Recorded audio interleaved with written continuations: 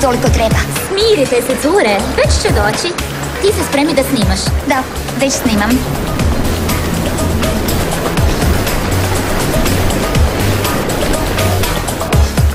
Evo je.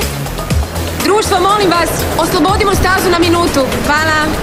Shvatila si što trebaš? Da, hvala Niko. Molim. Dobro, kada se osjećaš spremnom... Dobro, idem.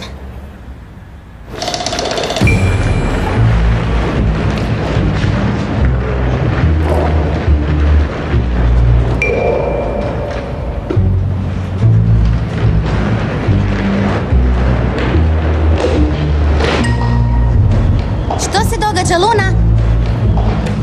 Ma što radi? Izvodi scene. Kažem, kako hrabra, zar ne?